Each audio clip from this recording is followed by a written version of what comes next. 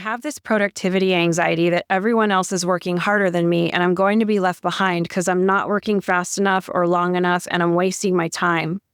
I don't even sit down to have breakfast. I take it to go. I only call my mother when I'm free. Otherwise, it takes too long to have a conversation.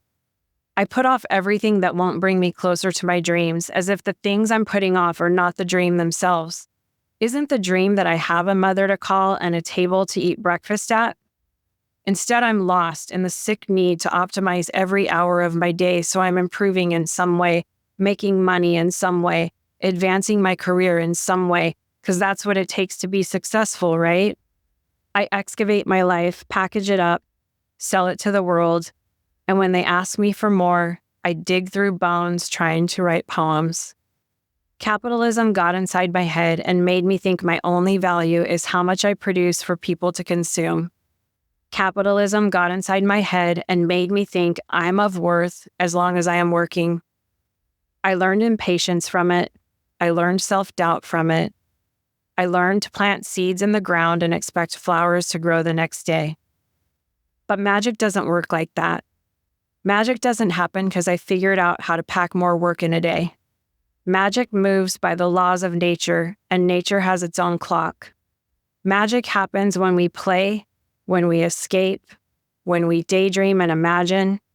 That's where everything with the power to actually fulfill us is waiting on its knees for us. And that, my friends, is one of my favorite poems from Rupi Kaur titled Productivity Anxiety.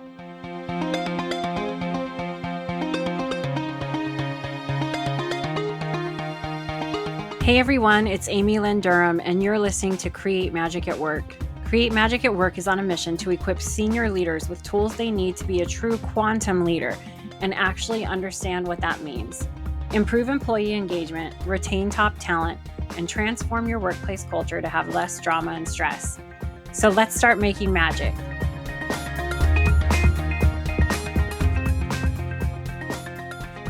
Hey everyone, Amy here. Welcome to Create Magic at Work. If you're listening to this episode as soon as it airs, you are in the beginning of December 2024, and I want to talk to you about work-life balance as we're going into the holidays. This is something that is talked about a lot in the workplace, and people are striving for work-life balance. And I want to come out and say work-life balance is a myth.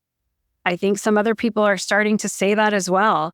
Thank you for joining me today, because I'm going to dive into this topic that's really close to my heart.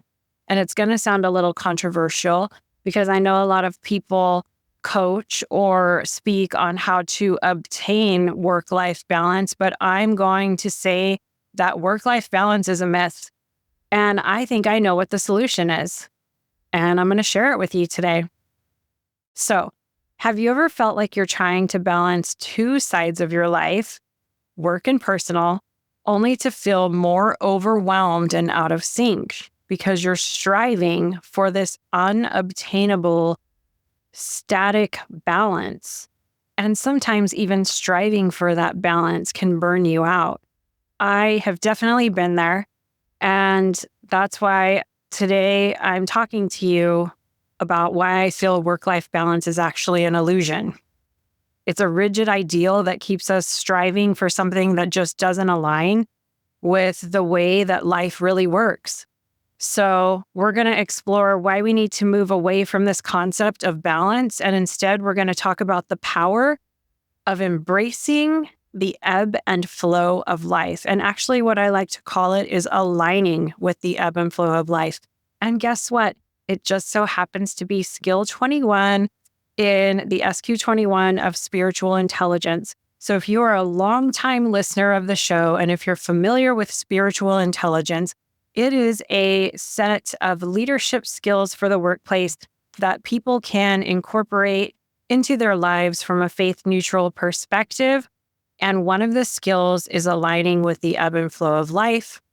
The other piece that we're going to get into today is incorporating playfulness into our lives and into our work a little bit more. Because once we do that, we open up creativity and innovation. And by the way, welcome if you're new, but if you're a longtime listener, you will know that, or you may have heard that playfulness is a cherished quality of an edge walker. And the edge walkers are the change makers in the workplace, and they are the bridge builders in the workplace. Thanks to Dr. Judy Neal for creating the edge walker skills and qualities. So let's talk about this a little bit more. Let's start with why I believe work-life balance is a myth. So the concept of balance implies this static, perfectly even state, a life where we can neatly compartmentalize work and personal into separate equal parts. But here's what I think. Life is anything but static. It's dynamic, it's unpredictable, and it's constantly shifting, especially as we move through different seasons of our lives. So attempting to achieve a perfect balance is like trying to stand still on, what are those things? Those like hoverboard things. I have no balance anyways. I don't even know how to skateboard. One of my biggest life moments was when I actually stood up on a paddleboard. So yeah, I would equate it to that. I also would say that striving for work-life balance creates stress, frustration, and that itself can lead to burnout because we feel like we're constantly falling short, and then we're beating ourselves up for not achieving this balance. It's like the Shangri-La moment that's supposed to come to us where we feel amazing. Now, I will say that in the past few years, there has been some more research and information that's come out. I think another term that's become quite popular is work-life integration. There's no more work-life balance, it's work-life integration. Like for me, this is like the quantum leader perspective. I would take this to the quantum leadership level and say, no. We need to align with the ebb and flow of life. And that's where we will feel fulfilled. That's where we will maintain inner peace, even when we're under great stress, and make wise and compassionate decisions for ourselves and others, is if we practice and skill build in aligning with the ebb and flow of life. So what are some ways that you can align with the ebb and flow of life? And how can that help you feel more fulfilled? So one of the main benefits of aligning with the ebb and flow of life is that it allows you to be flexible and responsive to life's demands. You can prioritize what matters most in each season of your life, in each moment, instead of feeling guilty about not achieving some mythical balance. There are a few tips that I have created that I would like to offer you that you can practice to start aligning with the ebb and flow of life instead of chasing balance. The first tip is sensing the right timing for action. This is one of the most important skills you can practice for aligning with the ebb and flow of life. How do you sense when it is the right time to push or pause? Listen to yourself and notice when it feels right to push forward and when it's time to pause. Life naturally gives us cues if we're paying attention. And sometimes your body and your intuition will tell you when it's time to work hard, and other times it'll tell you when it's time to take a step back.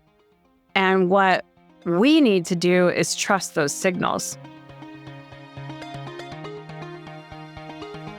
All right, it's time for a fun, playful, quick break. And it's time for you to discover your spiritual intelligence at work. So over here at Create Magic at Work, we are not just a great podcast. We are an executive coaching firm, a team dedicated to helping leaders like you create healthier, more fulfilling workplaces. Whether it's through private coaching, transformative workshops, or impactful keynotes, we're here to help support your journey to have less drama and stress and more magical moments in your life. So have a little fun. Take our quick quiz in the show notes and see where you stand. Discover your spiritual intelligence at work. Click on the link in the show notes and reach out to us for support if you need it. Sending magic to you. The next key piece is recognize obstacles as signals. So if you're pursuing a goal and an obstacle appears, it doesn't always mean stop. It doesn't always mean push through. Sometimes they're signals to slow down, reassess. Sometimes they're signals to push even harder. But if you tune into the perspective of aligning with the ebb and flow of life, you can discern whether an obstacle in your path that shows up, you can discern whether, oh, I'm going to push even harder. This is a learning moment for me, or, okay, this is a redirection. And that takes slowing down. The next piece is learning between distractions and blessings. So not every opportunity that arises for us is meant for us. And part of aligning with the ebb and flow of life is learning to identify a distraction versus a blessing that shows up along our path. I got to tell you, when I first started Create Magic at Work, I was in this really zened out, super uber naive, I would say now, optimistic state about launching my business and becoming an entrepreneur. And when I started this, anything that showed up in my path, I thought was a gift from the universe. And I was like, oh my gosh, this person is here to help me. The universe delivered them to me. And I had completely lost my discernment and I was not aligned with the ebb and flow of life. I made some investments for Create Magic at Work that in hindsight, I probably shouldn't have made, because I was not in a space where I was discerning whether something was a blessing or a distraction. Just want to share that personal story to give you an example. So when an opportunity presents itself for you, ask yourself, is this in alignment with my purpose, or is this taking me off track? That's another way, another tip that can help you align with the ebb and flow of life. Fourth, trust your intuition. I kind of mentioned this before. Have faith that the right people and resources will appear when needed. Just allow life to flow naturally and bring what you need to the surface. This is a tough one for us hyperachievers, right? Oh, I'm just going to allow it to flow and see what comes to the surface. This is a practice. And I'll go back to tip number 3. Seeing if something's a blessing for distraction, you always want to incorporate that into trusting your inner knowing. But I think if we're looking at big picture, we want to trust in the process rather than forcing things to happen on our schedule. And that's where the frustration comes in. I think sometimes we get so focused on our own timeline that we're not understanding that the universe doesn't work that way. You can't plant seeds and expect flowers the next day. It doesn't work that way. We need to give time for things to grow. Lastly, I mentioned this a little bit before on the first tip, when sensing the right timing for action is appropriate, use your body as a guide. Your body has a natural wisdom. It's important that you notice when you're feeling energized versus when you're feeling drained. And a lot of times, physical signals can guide us toward the right pace and focus. If you're exhausted, it might be a sign to rest. And moments of high energy can signal a good time to dive into meaningful work. Now, I get that sometimes we're not always afforded the luxury of having these moments to slow down. But I would also question, is that a construct we've created? And how can we put our hand up and say, hold on a second, I need to take a break? I keep seeing those memes on Instagram where it shows an American on vacation and they're in a lake, but they still have their laptop up and they're on Zoom, making fun of even when people in the US are on vacation, they're really not, and they only take 1 week a year. Or I think there was another joke I saw where someone was having surgery, but they said they'll be back in the meeting like the next morning or something. And then they show our colleagues from Europe with their email replies saying like, these won't be read and I'll be back in 2 months or something like that. So how do we take notes from that and not take ourselves so seriously and really help us press pause and rest to tap into what really matters. With some of my musings. I was in a meeting this week with an amazing group of up-and-coming CEOs, and we had a gentleman guest speak on AI. And I thought, oh my gosh, it was so cool what we were learning. But at the same time, I thought to myself, is the goal really this much efficiency in our lives? It got to the point where it looked like we were creating robots talking to robots, and that was it. And where was the human connection? And when does efficiency not matter anymore? Like, what do you want your life to look like? You know, the Angeles Arian quote I love, where death will ask you every day, are you using this great gift of life well? Are you using this great gift of life well? And destiny will ask you every day, are you doing what you came here to do? Are you doing what you came here to do? And I wonder, did we come here to just maximize on efficiency? I question that. Finally, I want to share another component to helping with aligning with the ebb and flow of life. It's kind of like the cherry on top of the sundae here. And that is incorporating playfulness, this amazing quality that edgewalkers have that they can skill build in to incorporate playfulness into the workplace. When we bring a sense of fun and exploration into our work, it fosters creativity, innovation, and joy. And playfulness encourages us to start experimenting, like when you were a child, trying different things, taking risks, and then it leads to breakthrough solutions. It allows all of us to approach challenges with a lighter heart and to live in the moment. By the way, playful leaders have a huge impact. They build trust, they have higher team spirit, and they create an inviting, energizing environment. People naturally want to work and have fun under leaders who embody playfulness. So as you're listening to this, think about ways that you can add playfulness into your work. How can you inspire fun and creativity for yourself and those around you?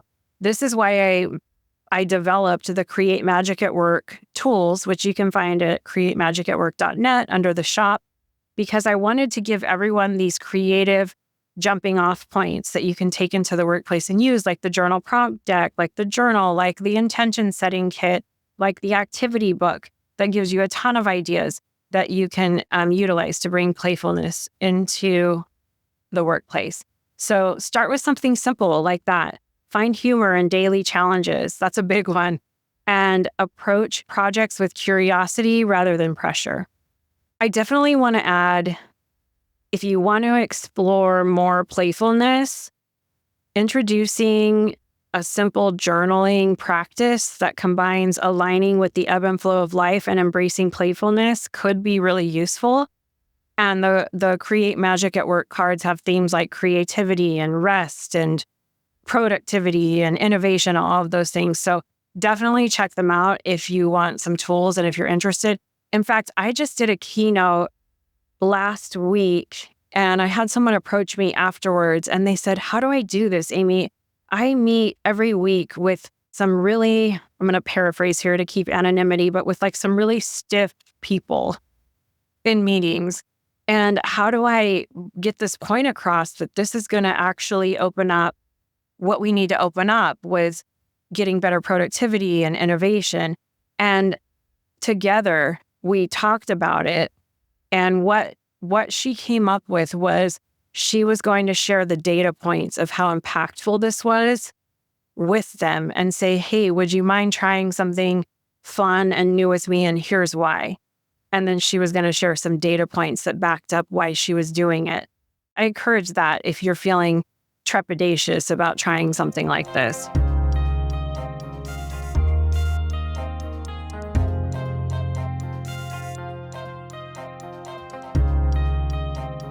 Okay, so let's recap today what I covered. Work-life balance is a myth. Here are some ways to align with the ebb and flow of life. Sense the right timing for action, know when to push forward and when to pause. It's a practice. It's a daily practice and a life journey. Recognize that obstacles have multiple meanings. Start looking when there's signals to slow down or when there's signals to work harder. Another way to align with the ebb and flow of life, start learning how to discern between distractions and blessings or meaningful opportunities when they appear. Next, trust your inner knowing that the right people and the right resources will appear when needed. The dancer becomes the dance. Finally, use your body as a guide, noticing when you feel tired or energized. And bonus, start incorporating that playfulness into your work and life, and think about ways you can do that and use the Create Magic at Work tools, if you need to, as a jumping off point. I want to thank each and every one of you for coming back every week to listen to a new episode of Create Magic at Work and really helping to support and advocate for healthy leaders, workplaces, and lives for all of us. If you want any information on how to connect with me, click on the link in the show notes. You'll get access to all of the social media links for Create Magic at Work. Stay following along for more amazing episodes where we help you improve productivity and profitability in the workplace and decrease stress. Sending magic to everyone, and see you next time.